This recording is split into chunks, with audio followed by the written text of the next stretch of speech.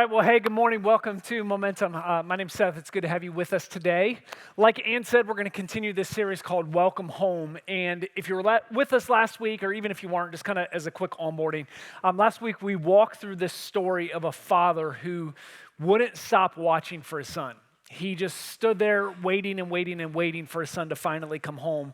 And really, we spent most of our time talking about what does it mean for us to come home, because really home is a place where we get to stop performing, stop pretending, just let ourselves be who we naturally are, the good, bad, and the ugly. Like you know as well as I do, like within the home, we see so much more of that than we let people see outside of the home.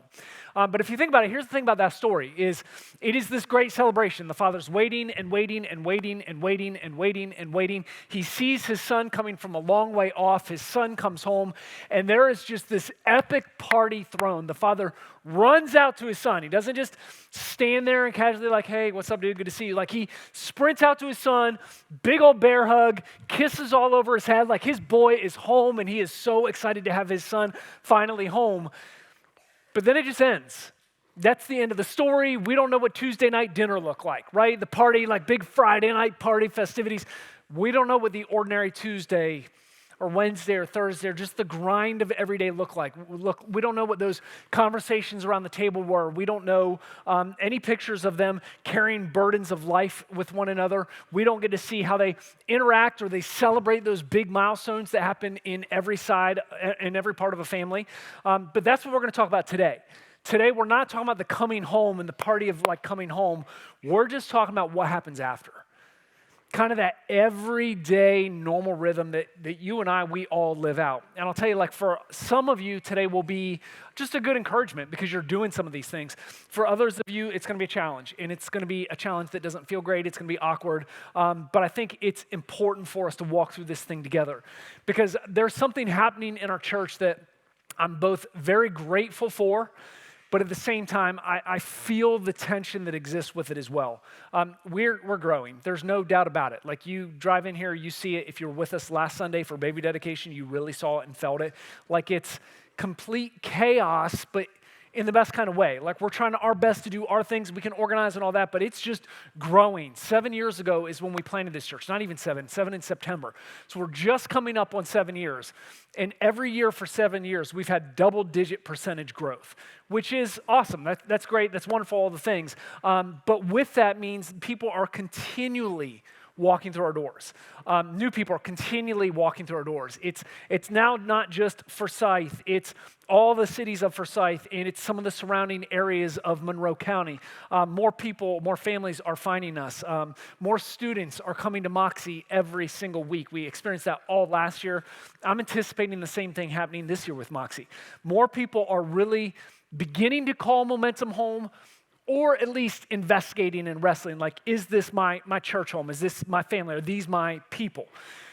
But here's the thing, whenever we talk about growth, like it's not just numbers and percentages. The truth is every time we talk about that, we're talking about a person. We're talking about people.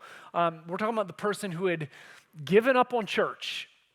They were burnt, they were scarred, they had a terrible experience, but for whatever reason, they walked through our doors.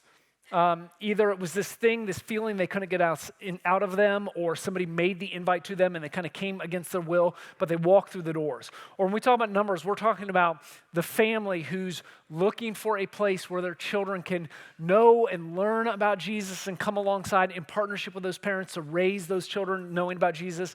We're talking about the person who walks through those doors carrying grief that none of us can see.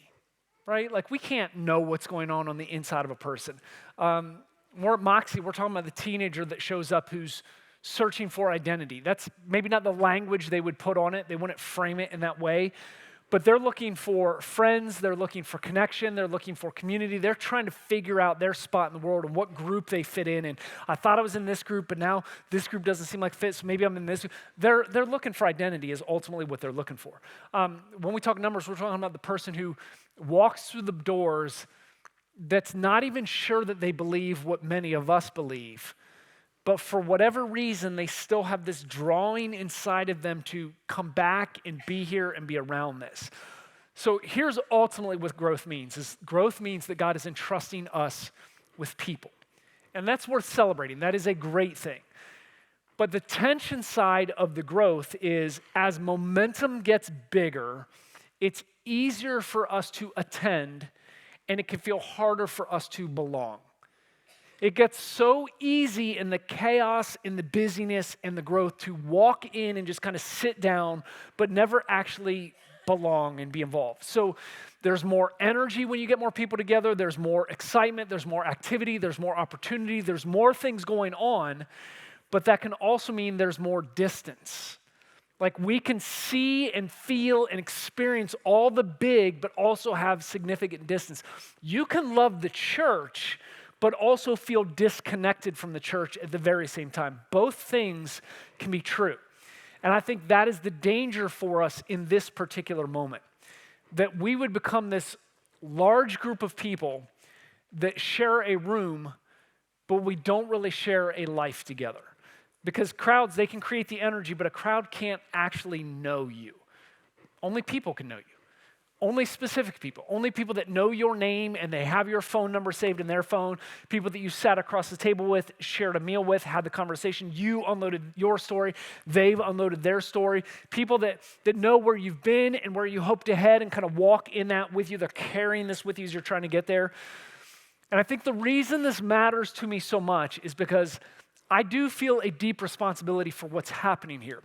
Because we're in the early phases of building a church home that will shape what this church looks like 20 years from now. Like the truth is you and I, we're not trying to undo somebody else's mistakes. This place has only been around 7 years. We're the ones making the mistakes, or we're the ones getting it right. And the decisions we make now shape what this place becomes and what it is 20 years from now. And notice, this isn't a me thing. Like I have responsibility in this, but this is a we thing. This is, if momentum is your home, this is us. This is our responsibility to carry, to shape what this place becomes in the years to come. And that's why I personally believe this is such a critical juncture for us, because we're building something, like we're becoming something. Everything growing is becoming something. But the question is, what exactly are we becoming? Are we becoming a place where hundreds of people will show up every week, but hundreds of people also remain unknown? Will we become the church that's really impressive from a distance and people know about us and there's this buzz about us, but when you walk through the doors, it just feels really cold and lonely? Or will we become the church that somehow manages to experience growth without diminishing connection? In fact, the connection starts to multiply in the midst of the growth. Could we become a church that somehow grows larger, but also feels smaller at the very same time? And the truth is that stuff doesn't happen accidentally. It takes commitment, it takes time, it takes energy, it takes intentionality. And when we open the book of Acts, we see a church that's a whole lot like Momentum. It's very much like ours. It is experiencing explosive growth. They're watching people, more and more people, respond to Jesus. Their gatherings were literally becoming bigger overnight. And the thing is they would not let that numerical growth like just become this distraction and create relational distance.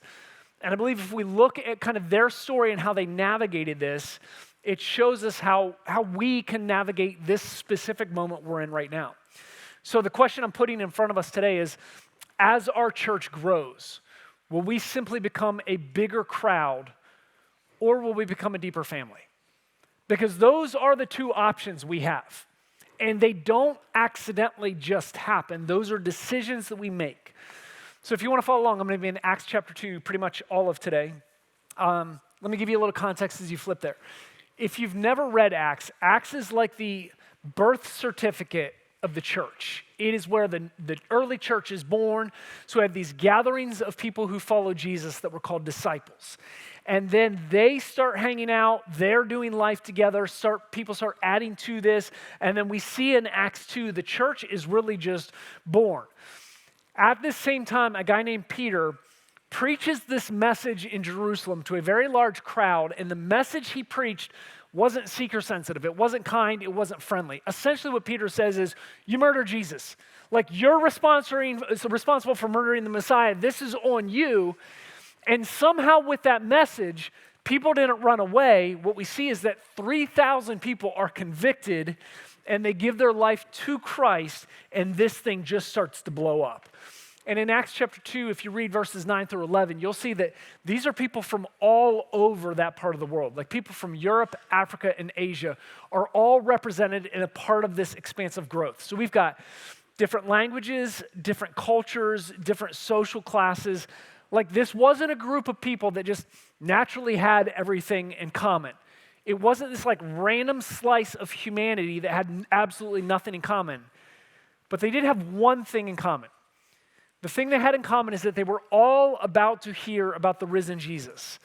And what happens next is actually one of the most significant pictures in all of the Bible about what a family of God actually looks like when it's built on the gospel instead of sameness or similarity or personalities. So Acts chapter 2, verse 42, I'll start there.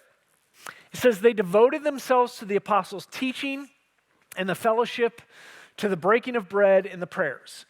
So what I want you to notice is that notice that it's not, they came when it was convenient. Notice that it's not, they came when their schedule was free. It says they devoted themselves. They built their schedule, they built their rhythms around these things and around these people. The Greek word devoted carries this idea of like persistence, faithfulness, steadfastness. It's like steadily sticking with something even when it costs you. It might cost you something, you might be sacrificing something, but you're committed to this thing. So what we have to understand is this isn't a casual RSVP. They're not just like, I'm here today, see you in a month. Like this was a thing they took seriously and they rearranged their lives around. So if we were to picture this, I wish I would have had like a big dinner table up here. Picture it as like a table with 4 legs on it. Leg 1 that it says they devoted themselves to was the apostles' teaching. So the apostles' teaching it's the truth. It's the word.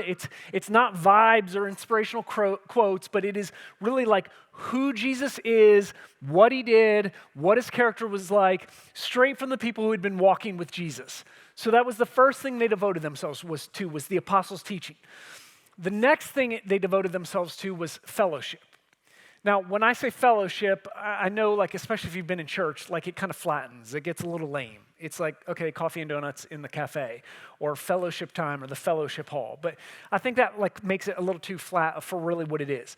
The Greek word for fellowship is koinonia, and it's this business and legal term which is referring to people who, like, had a shared interest together, meaning they shared ownership of a farm or a trade. So they shared the profit, they shared the loss, they shared the risk that was this endeavor. So koinonia isn't like small talk around a cup of coffee that means nothing. It's like we have skin in the game with one another for each other's lives.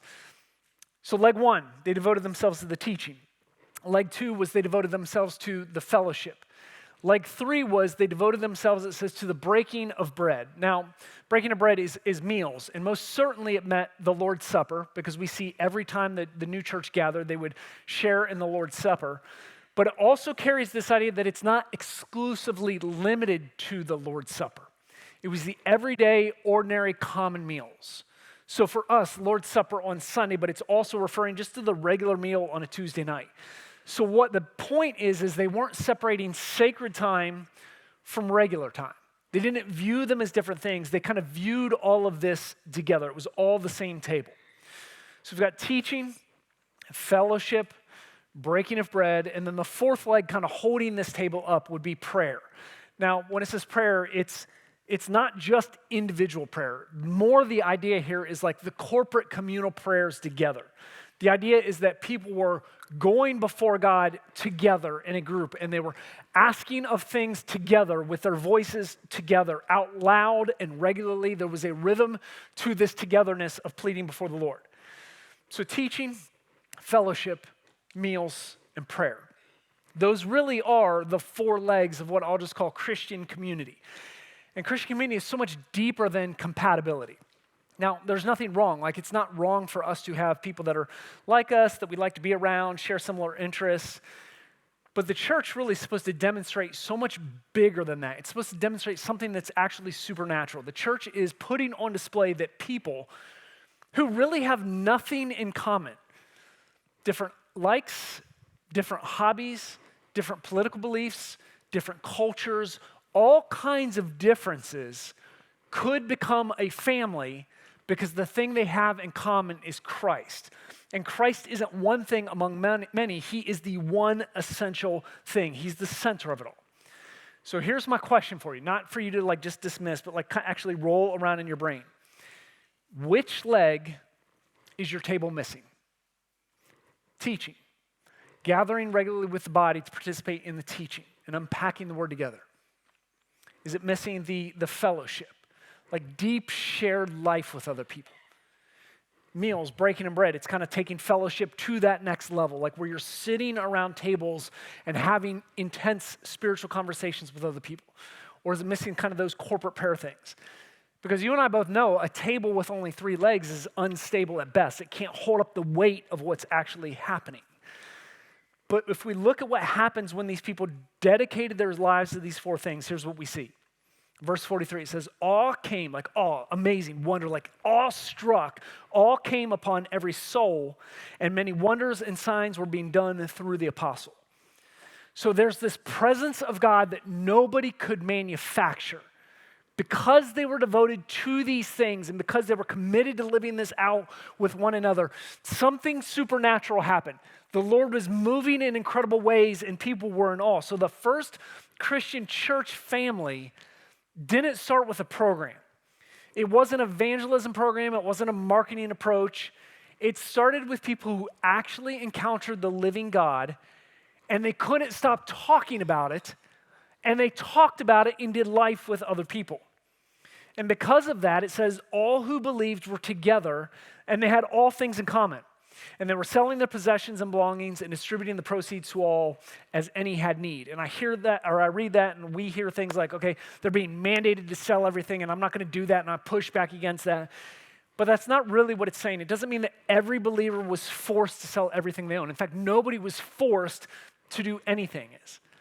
The point is that the way they loved and interacted with one another changed how they lived their lives so much that they started to loosen their grip on what they own. Because the reality is you and I, we all own things and we grip differently onto the things. So for some of you, the grip you have that you can't just let go of is the finances. And even me talking about that makes your skin crawl because it's like, yep, it's the church and they're always talking about money. Hear me, that's not what I'm saying. But there's a grip in life for you where you hold on to your possessions so tightly.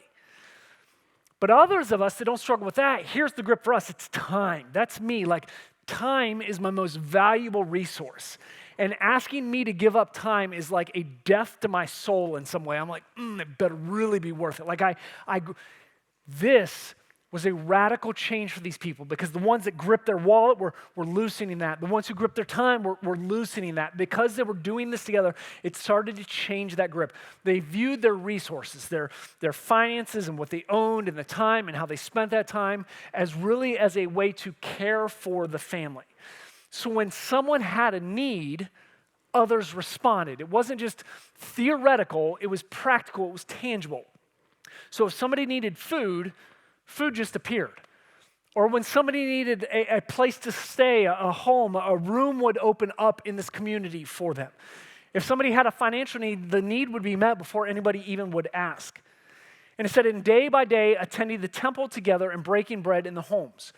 So there's like this deep life that they're doing where it's changing how they grip and how they hold and how they interact and how they love with one another. But then it says day by day, they went to the temple and they went to the homes. There's this rhythm, temple, homes, temple, homes. It was like their every week rhythm they had. They would gather in large spaces like this, and then they would gather around smaller tables in smaller spaces. They worshiped publicly, kind of like we are, but then they shared life personally. They needed both. And what I would argue is we need both. This wasn't a problem 2,000 years ago that just boom got solved and corrected itself forever. You and I, we need both of these things. There's something powerful about us being together here on a Sunday morning. Like, you can't argue that. Like, you walk in here, and whether you're apprehensive or you're excited to be here, whatever, we walk through the doors, and there's just a random Spotify playlist going, right?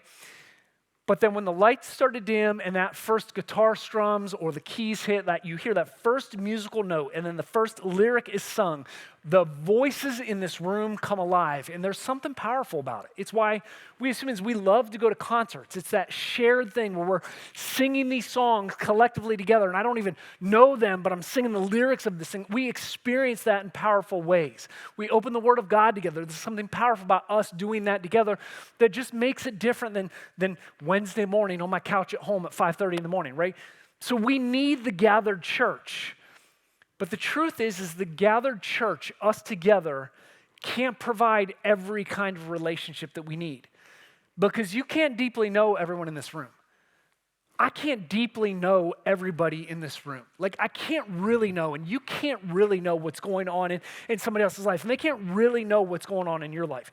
You can't carry everyone's story, and everyone can't carry your story. Right? That would just be weird too if you just vomited your story on every person. Like that person, you're like, okay, stay away, right? But this is why the early believers were so rigid about meeting in the temple and meeting in the homes and having this kind of rhythm. The series we're going to do start in a couple weeks after this Welcome Home series. We're going to walk through the book of Galatians. We're going to spend all fall going through the book of Galatians. Galatians chapter 6, which we won't be getting to for a few months, says this. It says, carry one another's burdens. In this way, you will fulfill the law of Christ. This word burden refers to like something heavy. It's the idea of carrying something heavy, something that's difficult for you to carry alone. And the truth is, all of us in our lives eventually will have something, some circumstance come in contact with something that we can't carry through our own individual strength. And some of you have been there before and you know exactly what I'm talking about. And some of you haven't, but I'm telling you that moment is coming. There will be a wall that you hit where something so hard, so difficult, so painful happens and you don't have the ability to carry it on your own. The truth is, grief is heavy. If any of you have walked through deep, personal, very close grief, you know how heavy that is. And you know that there were moments when you just broke down and you couldn't get yourself together and you needed someone to come alongside you. Parenting is heavy. There are great seasons of parenting, and there are painful, rip your heart out and stomp on it seasons of parenting. Caring for aging parents is difficult. Marriage sometimes is heavy. All of these things that we experience that are normal things in our lives are good, and then at some point they get heavy. Addiction is heavy. Depression is heavy. Anxiety is heavy. Guilt is heavy. Shame is heavy. These are heavy things that we can carry on our own for a little while, and at some point we need somebody that has more strength than us to carry it with us. So you might be strong, and you might be capable, and you might be intelligent, but you need people in this thing with you. At some point, life will hand you something that you cannot carry on your own. My wife and I have a couple that we meet with every single week for a meal, and we call it therapy with them. And all we do is we talk about the heavy things. We talk about where parenting's hard, where we're wrestling with God, where we feel convicted by God, where we feel challenged, where we feel inspired, where we feel encouraged. I will tell them about the fight that I had with Melissa 2 hours before we showed up to this meal. It's heavy sometimes, and we need those people in our life. But I think that's one of the greatest graces that God gives us, is that he strengthens us through his people. God answers his prayers through his people. How often do we sit around God praying, God, I need you to do this, I need you to show up, I need you to help. And more often than not, God will answer those prayers through other people. God provides meals through other people. God gives us encouragement that we needed in this exact moment through the voice of somebody else. God, give me wisdom, give me perspective, help me see what I'm supposed to be doing in this season. And he often gives you that wisdom and that perspective through the voice of another human being. God reminds you of truth through other people. Because all of us, we live in our own little bubbles, and we can start to convince ourselves this is truth, and she did this, and he did this, and we start to build up this wall, and sometimes we need that other perspective to say, no, I hear you. Your feelings are valid, but truth's over here. This is where you've gotten off. God speaks that truth to us through other people. It's other people that sit beside you in your darkest hour of pain and grief. God uses other people to help you take those steps of faith that you're afraid to take or you didn't even know you should take. That's what healthy community does. It helps us carry what is too heavy for us to carry on our own. And I think that's one of the reasons why isolation is so dangerous. Because when we isolate ourselves, we cut ourselves off from one of the primary ways that God uses to care for us. When things get heavy, when things get difficult, and I put up my wall and I cut myself off from other people, God is often trying to use these other people to help me in this situation, but I now have isolated myself from anything, which makes it difficult for him to help me in this. Now, that doesn't mean that that people replace God. They don't. Like, God is God. He's his own separate category. But time and time in Scripture and in our lives, it is evident that God intentionally chooses to work through people. He could just rain down manna. He could just rain down the finances, let money fall out of the sky when times are tight for you. But really, that's not what we see in this generation, this era that we're living in. We see him work through people. God repeatedly chooses to work through them. So sometimes the answer to your prayer is sitting in another seat in this room. And sometimes you're the answer to somebody else's prayer in this room. And here, I get it. We're all afraid of burdening other people. Like, we think, I just got to carry this. I just got to walk through this. I just don't want to burden them. I'm not going to ask them for help. I'm not going to tell them what I need. I'm just going to say I'm fine. It's good. I'm just going to deal with this on my own. But you know, if you've actually ever had the privilege of helping somebody else, walking through a difficult season with them, meeting a need for them, you know as well as I, that wasn't a burden, that was a blessing.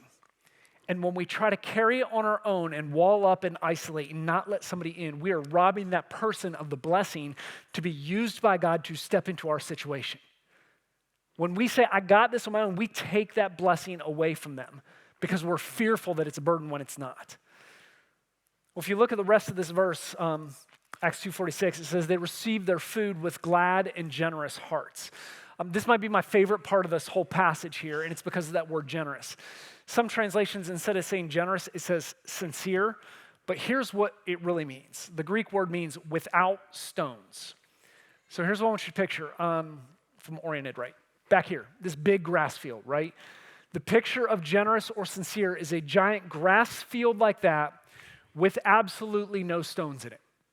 No holes that you're going to trip in, kind of break your ankle. No stones sticking out that you're going to trip over or stub your toe on. Just completely smooth ground, nothing to trip on, no jagged edges. That is the picture that Luke is painting around these dinner tables and in this community. Smooth ground, no hidden agendas, nothing to trip over. So for you, for me, let's think about this in real time. Think how rare it is to sit at a table, at work, with friends, with family, where you didn't feel a single stone underneath the surface.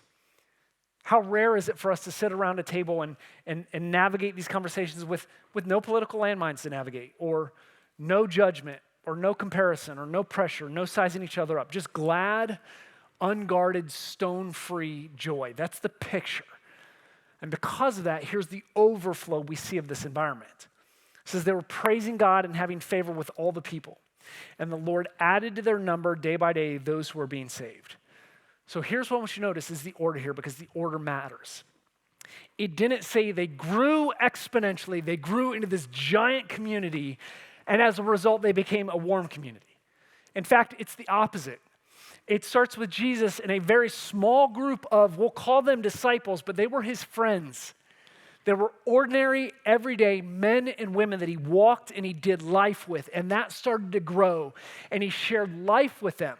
Jesus is crucified, dead, buried, and that community continues to walk together. Even after he rose from the dead and ascended back to heaven, they're walking together as a community. They were a family first, and the watching world found it so attractive that people kept getting swept up in it. Then, in that context, Peter preaches this message. 3,000 people were added to it. They experienced significant growth. But that community was still there, and they kept that embedded in them even with their larger numbers. And in this, as people are getting swept up into it, the newcomers, they see generosity and they see hospitality and they see joy, they see sincere hearts, they see people helping one another with their needs. And God used that continually to just keep drawing people to himself. The growth that we see in the church in Acts, it wasn't program, it wasn't a marketing strategy, it wasn't social media. It was a result of a family that actually feels like a family. So here's the phrase I want stuck in your head today for when you leave. Home is where people know your name and carry your story. Because those are two different things. It's one thing to know somebody's name. It's an entirely different thing for them to carry your story. Because for them to carry your story means that you've had this intimate conversation where you shared your story with them. And they know exactly what broke you. They know what you're afraid of. They know what you're praying for. They know what you're dreaming for. They know where you're headed. They know the date on the calendar that still makes you flinch because it triggers up something in your mind that is significant for you. And they hold all of that with you. And sometimes they carry that for you when it's too heavy for you to carry it on your own. That is the family that Acts chapter 2 describes. So here's where I want to be really practical as we close this out, because knowing this and living this are two completely different things. And I believe that this is too important for you, and it's too important for us as a church. So really two challenges. First challenge, take a step into community. This is where those of you who have done this, you're like, okay, this is a good reminder for me. Those of you who have not done this, this is where you're like, I don't want to be told what to do. And I'm just telling you, I'm asking you, please take a step into community. I know that is a big ask. But if Acts chapter 2 tells us anything, it tells us this family doesn't happen by accident when a crowd of hundreds just gather on a Sunday morning. It happens house to house. Fewer chairs and more real names and real conversations. So if you're currently not in a life group or a learning community or some kind of group with other people, my challenge to you is just to take your next step. Not eventually, not someday when it's convenient, but right now. Like reorder your schedule, reorder your life around the primary thing that will help grow your life. And I'm not asking you just to jump in the deep end and do all the things and just be consumed. I'm asking you to just take a step. And here's the easiest way for you to do that. If you've got our Church Center app, you can open that up and you can just click interested in a life group. That is not a commitment that you're going to do this for the rest of your life. It is saying, I'm interested. Give me more information. If you want to talk to a human being about it, because humans are pretty great, upstairs in the mezzanine of our church after this gathering, Ann, who's hosting for us, and a team of other people are up there. And they're answering questions about life groups and the learning communities that we're offering this fall.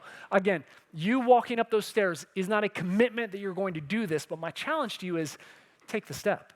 Walk the stairs, have the conversation, because God might be setting up something significant in your life that you just don't know yet, and if you don't walk the steps, you're not going to know what he has for you. Students, here's my challenge to you. Moxie. The thing with Moxie is we try to do the teaching great, we try to keep the worship great, but at the end of the day, those things are all subservient to one other thing, life groups. It's why we structure Moxie the way we do, where we've got teaching and worship, but there's a timeline, a clock clicking down in the back, and if me, Carly, or Ben go over, we kick each other forward because we're like, it's cutting into life group time. Life groups are the most important thing that happen in Moxie. It is why we do that, so you can have these faith conversations with people. But here's the challenge. Your schedules get busy. Tests come, athletic events come, and work happens. So my challenge to you right now at the very beginning of school before you're busy is make a commitment to being here. Because those things will always try to rob from you, and you can't get that time back. So tell your boss you can't work on a Wednesday night. Organize your studying around that Wednesday night. Be efficient with your time and commit to being here. And I'm not telling you every week's going to be great. Every week's not going to be great. But there is greatness in showing up regularly and being a part of the community for the students, just like there is for us adults. So challenge one, take a step towards community. Second challenge, clear a stone. Remember the word generous that we talked about, without stones. What would it look like in your life for you to clear a stone for someone else?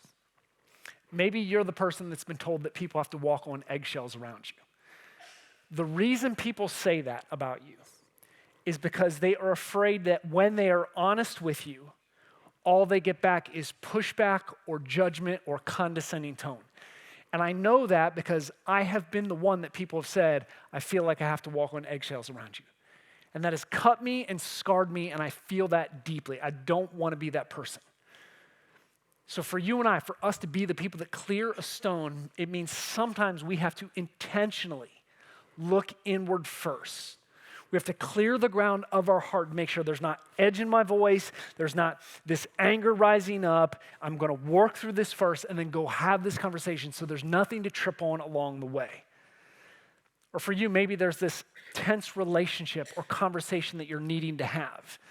So clearing a stone for you might mean that you are working through it in prayer first so you know exactly what you want to say to this other human being and how to best have this conversation. Or maybe the way that you clear a stone this week is kind of like what happened in the Acts 2 church where it was meeting some of these physical needs. You might know of somebody that has a specific need right now, somebody at work, somebody in our church, somebody in your family, and you just step in to buy the meal, provide the thing, meet the need before they ever even ask for it. Here's what I want to do as we close. I want you to picture something with me for a second. I want you to picture our church in 10 years from now. Because we're shaping who we're becoming then. But I know when I say that, picture our church in 10 years from now or 15 years from now, that's kind of a hard task. Like, I don't know what to expect. I don't know how big we'll be. Okay, let's break this down. Let's make this really simple. How old will you be in 10 years from now? Yeah, you're laughing. Some of you are like, I'll be dead. I'll be getting closer to death. So as you imagine yourself 10 years older, and I know it's like, how much more gray can I possibly have, and will hair fall out? I get that, but just imagine your age 10 years from now. Okay, if you have children, how old will your kiddos be 10 years from now? Will they be like at that kind of upper end of kidmo?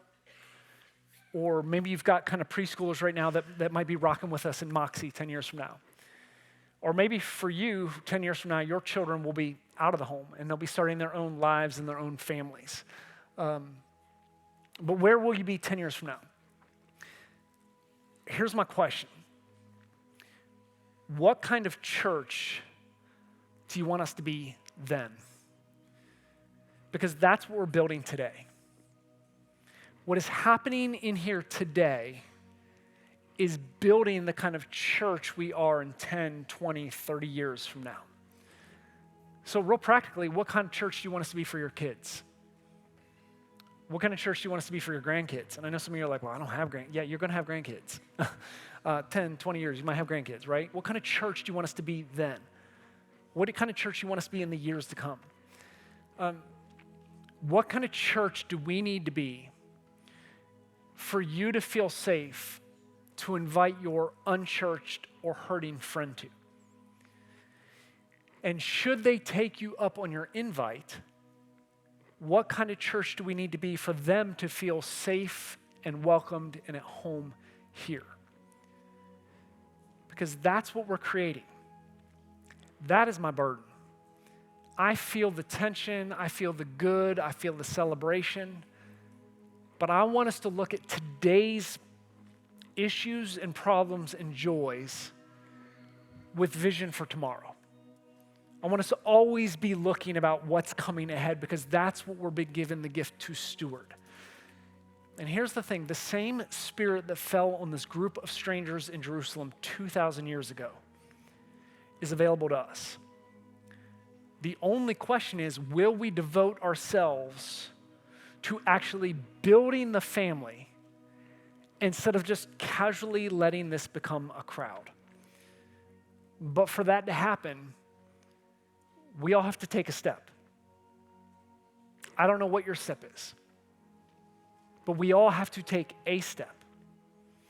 We all have to continually clear stones because that is what family looks like.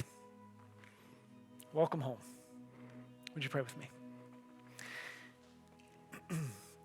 Father God, I'm thankful for who you are. God, God, I'm thankful for the picture that we see of this church being born. You didn't have to give us these examples of humanity and these stories of other human beings that went before us. You could just say, here's who I am, do this, don't do that. But God, everything you've modeled throughout the centuries has been modeled through relationship and humanity.